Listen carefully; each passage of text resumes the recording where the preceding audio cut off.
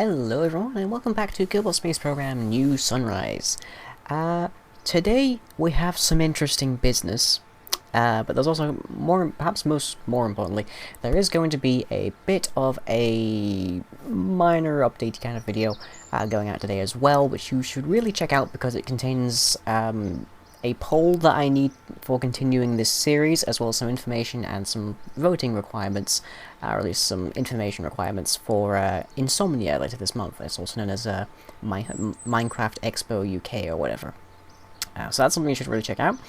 But our main thing today is that we're actually going to launch something. You probably remember from the first episode that I unceremoniously fired Bob, and he was then ejected from our test plane mid-flight and crashed into the ocean faster than the plane itself actually did. We haven't actually found any more keyfane, that's what the other video is out for. But if I just head back to the Space Center, yeah, following his crash with the ocean, Bob didn't do too well. We haven't actually managed to find his body, but he is in fact dead. Although apparently he has decided to resurrect for some reason.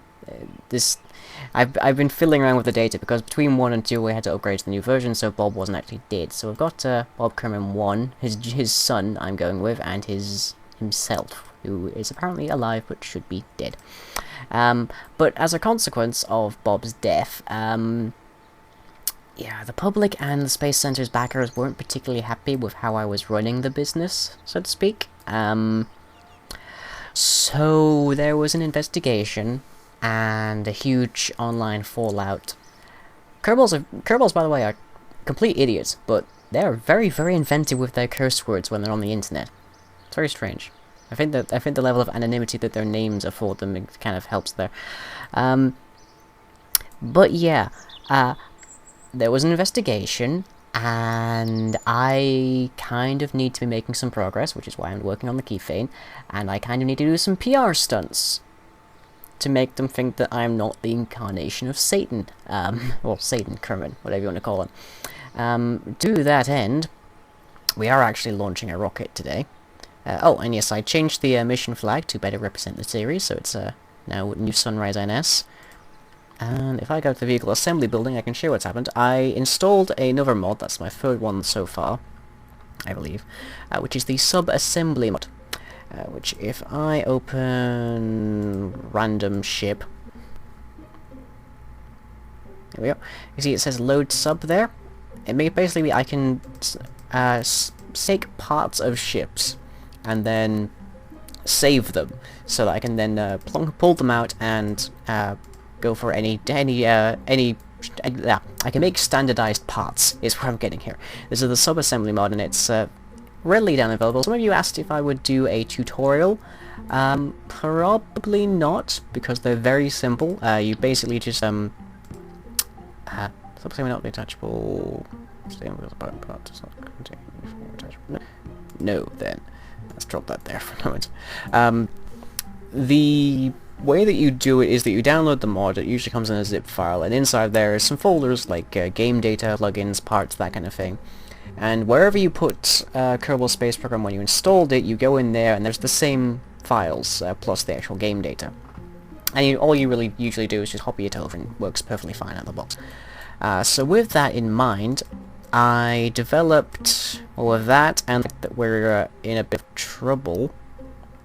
See if I can find it.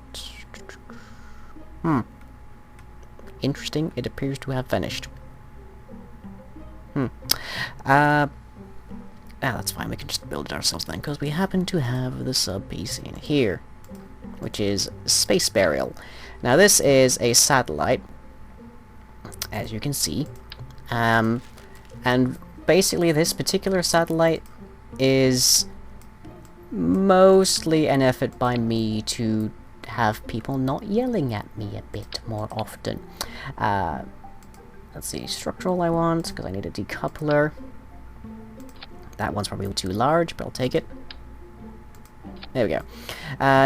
Yeah, it's an attempt by me to sort of reduce the level of ire that I'm getting from the Kerbal people.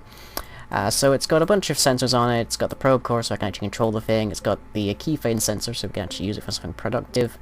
And it's also got some gigantic stuff. But the main thing that you'll want to notice about this particular probe here is the coffin that serves as part of its main body here. This is the Eterno Rest 1000 or something. It's a part you can download from the Kerbal Space Program Spaceport, which you can access from their website. And it's exactly what it says. Basically, you attach it to a ship, you fire it into orbit or wherever it wants to go, and you rename the ship Rest in Peace, Jebediah Kerman or something, whoever happens to have died. As I said before, we haven't actually recovered the corpse of Bob, so this isn't actually him. This is sort of like a mannequin. Think of it as being like linen. But the meaning is the same. He'll be in orbit of his beloved home planet, and will definitely not rise as a zombie or whatever to try and murder us, but will at least be very helpful in helping us in finding us some key and assuaging the people who want me to be fired in all manner of ways. So we need utility for some power. See, this one is a bit huge. That one's better. And we're going to need some propulsion. We can't use the keyframe stuff because we still haven't found any. That's a solid fuel, so we'll leave that alone.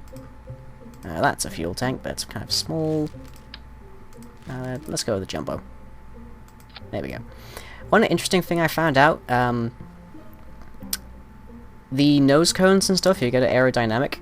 These guys, they don't actually do much. They just add unnecessary weight to your craft, because the aerodynamics for them isn't actually modeled, which is interesting to find out. Let's add some more thrust to this. That's a bit too big.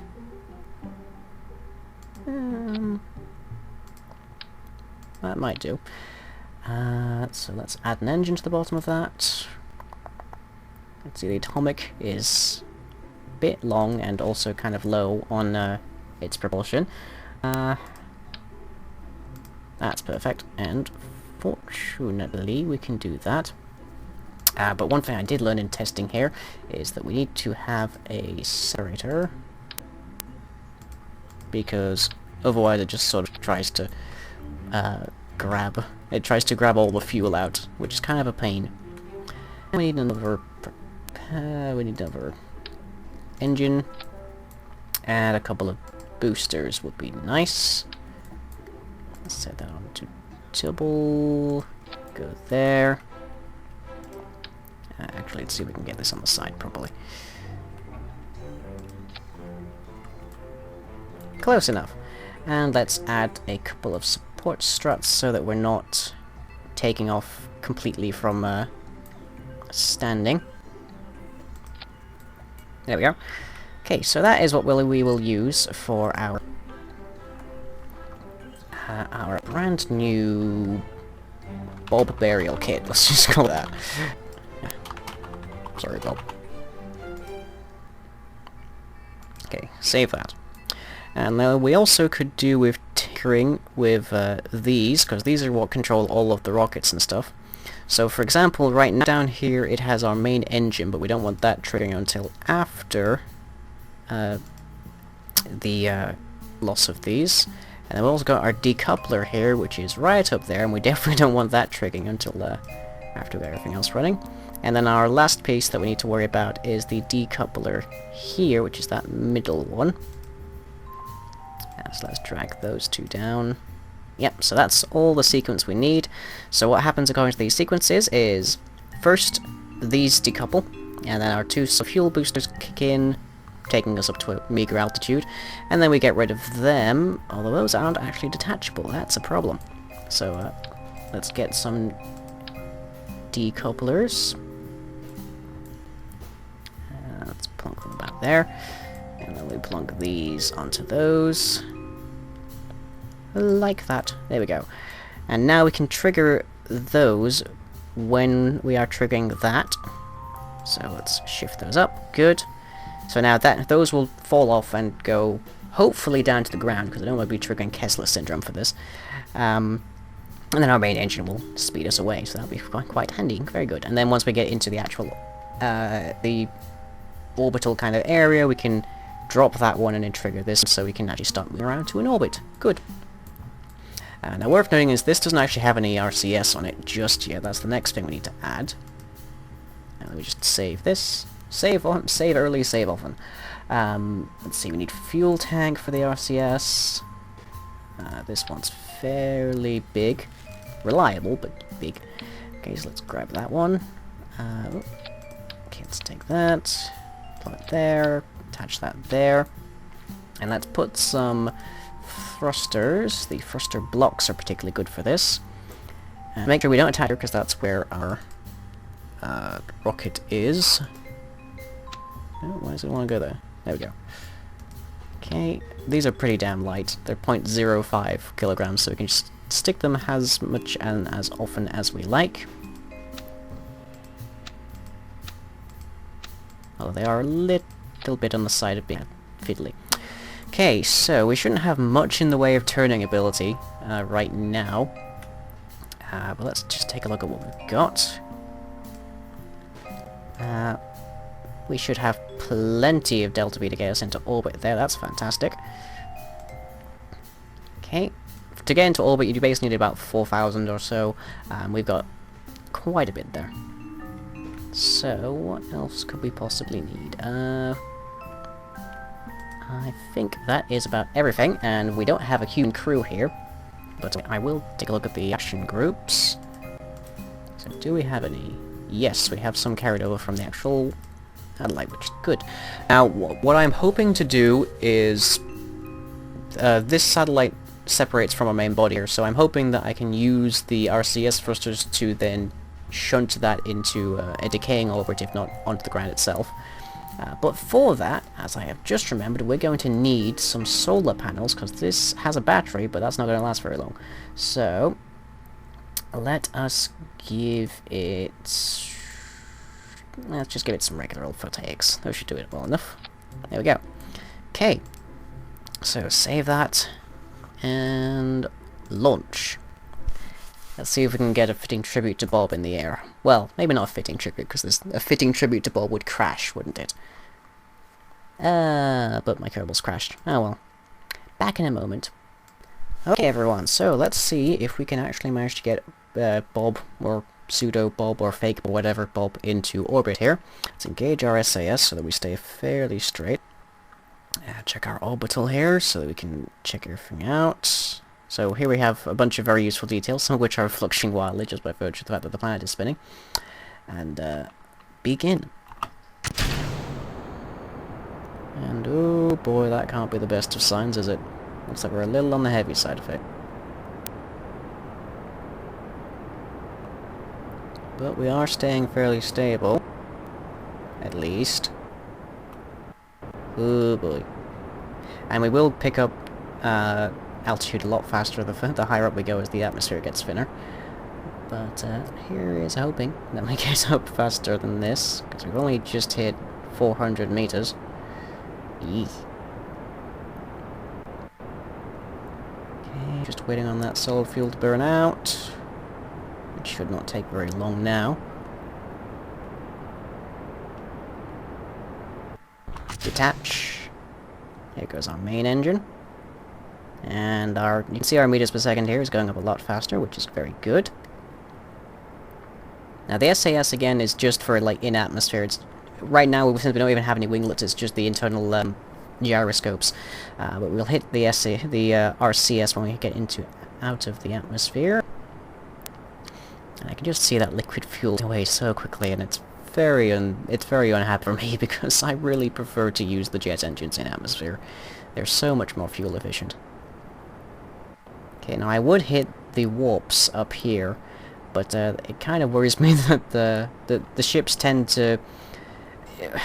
The way it works, the way the Kerbal Space Program accelerates things like that, is it multiplies the controls, and we are getting a bit wobbly here, so I'll engage the RCS now.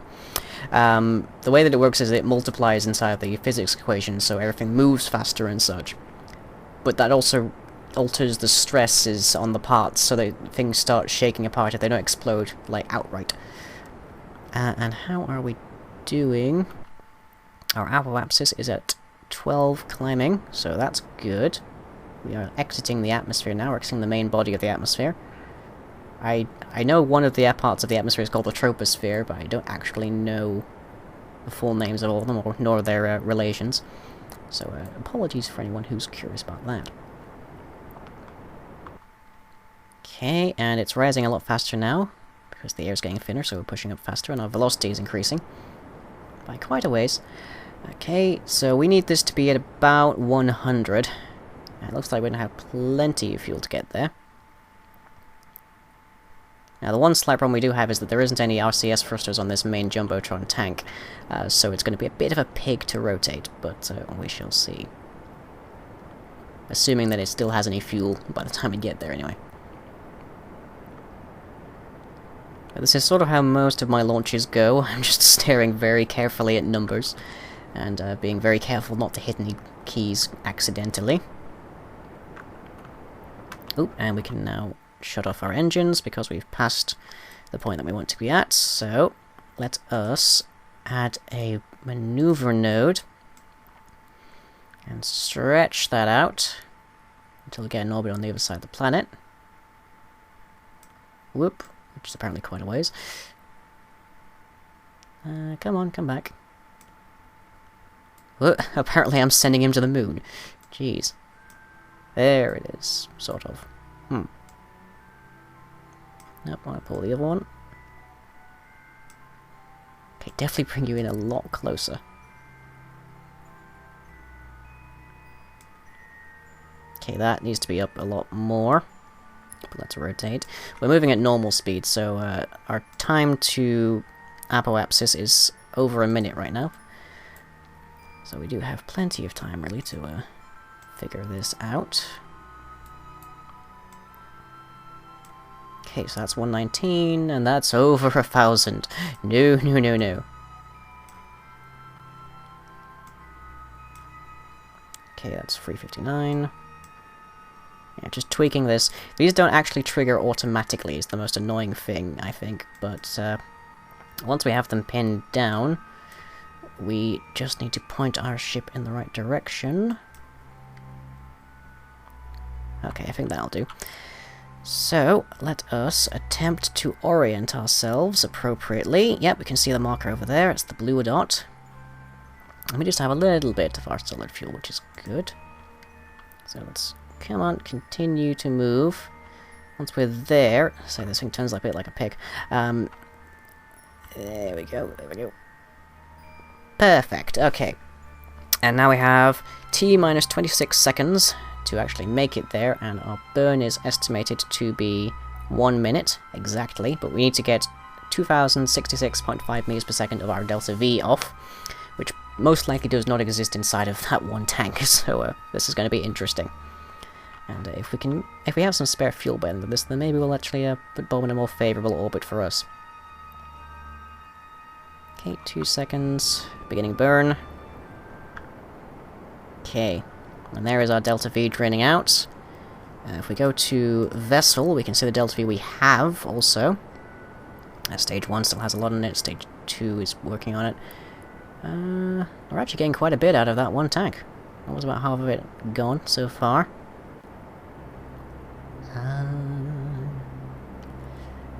I wonder if the guys in Houston are as trepidatious as I am right now. Whenever they have to land something. Definitely when they were landing Curiosity. There was a huge, like, riot, basically, when they managed to finish up Curiosity.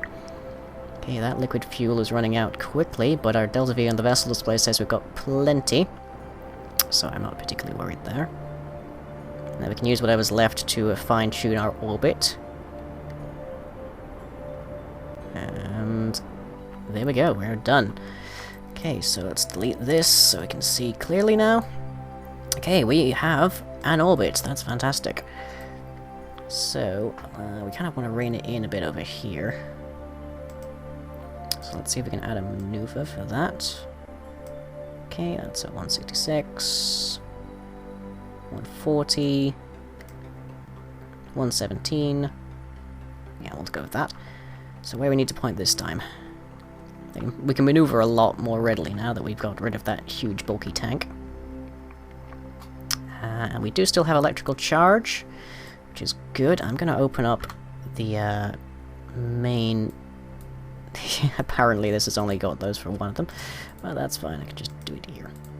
Okay, open up the sails so we can actually like get some active solar recharging.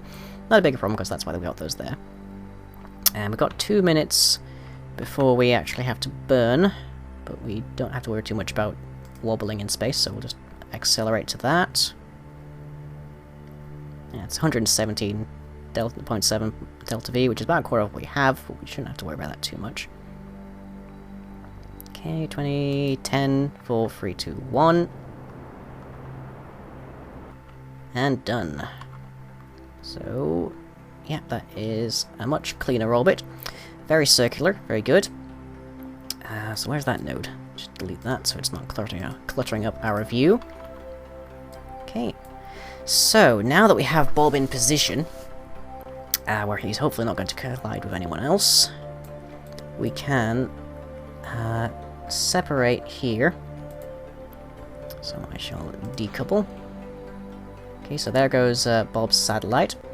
And that's a bit of debris that we're going to have to worry about at a later point, but for now, our main issue is to deorbit this section. So, let us figure out how we're going to do that. And because we lowered our orbit, this shouldn't be too difficult. Okay, there we go.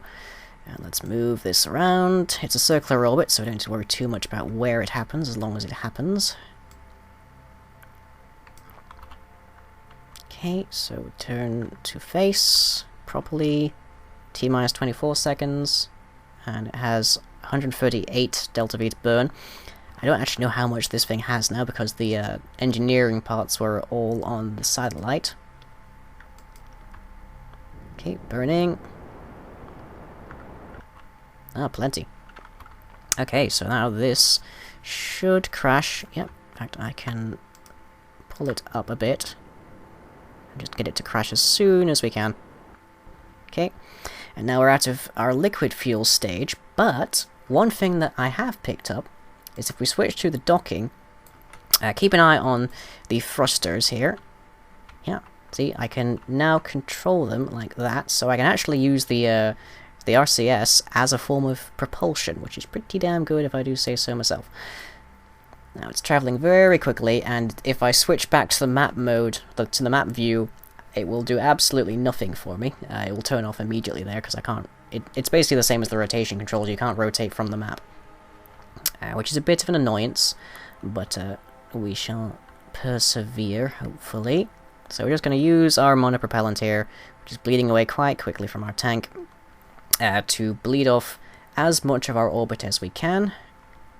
And the hope then is that we'll crash land even faster. Hopefully into an ocean. Evidently there's a lot of ocean on Kerbin, but we'll see. How are we doing? Yeah, it's very slowly moving in there. Yep. And, yep, it is happily flitting into the wrong direction there. But let's rotate again a bit. So back to where we need to be.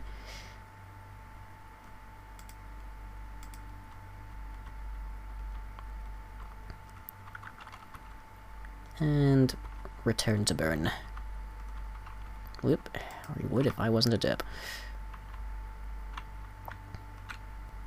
We can even send it spinning. Not that we really need to. Okay. I can't. I don't think I can even time accelerate it. Yeah, well, it's under acceleration. But we are going to quickly be out of our propellants. And we are on the collapsing side here, so let's just accelerate. And we can watch it burn in the atmosphere. Yep, and the acceleration has now dropped. Well, the time acceleration has stopped now because we're in the atmosphere. We can still warp a little bit more. Okay. Atmosphere hitting. Should start to see heating effects very soon. Because we're traveling, it'll hit the better part of 2,000 meters per second. And there we go, that is re-entry burns. And it looks like we are headed for that water, so that's good. And we're into the atmosphere. Burning up the last of our RCS just to try and keep that position stable, but it's dead now. Okay, and a landing. So that's one piece of debris that I don't need to worry about. So now, if we hop about, we can hopefully... Yep, there's the Bob burial kit. Tracking station, that's fine, that is perfectly good. Okay, so it should be among our probes, the Bob burial kit probe. So let's take a look at that. When it wants to, eventually. Okay, and there we are. We have our burial probe. So let's zoom in to see it. I think. Can't actually quite make it out. There it is. It's very far away, it would seem. And it's wobbling quite a bit. It should come into view soon enough. I hope. I see. Okay, there it is. It's that little dot in the distance. Let's slowly become a much larger dot. I don't know why I decided to start that zoomed out, but it did. Okay, so here we have the Bob burial probe. Doesn't have any RCS, it's purely controlled by its gyroscopes. And if we push 2, I believe it is, yep, its sensors are now in progress. It spins on a dime because it's got a very central center of mass, and it's very light. But there it goes. Probably could have done with Gigantors more than those little mini ones, but oh well. So he is now looking for some keyfane on the surface there, and he's also giving us a bunch of information regarding barometric pressure and gravitons and whatnot. So he's serving a useful purpose, running around his own planet. Or he would be if this was actually him. I could turn off the RCS there. I could almost turn off the SAS, but that would make him spin still quite a bit. Which isn't too much of a problem, because the sensor will rotate, as will the big solar panels, but that's not to worry about. But that is it. So, from everyone here at New Sunrise, and from our brand new Bob burial kit satellite, I shall catch you next time. If you enjoyed this video, be sure to leave a like and or favorite. Follow me on Twitter and subscribe to be notified of future updates. You can also check out the website where most other content is uploaded. That's all for now. Catch you later.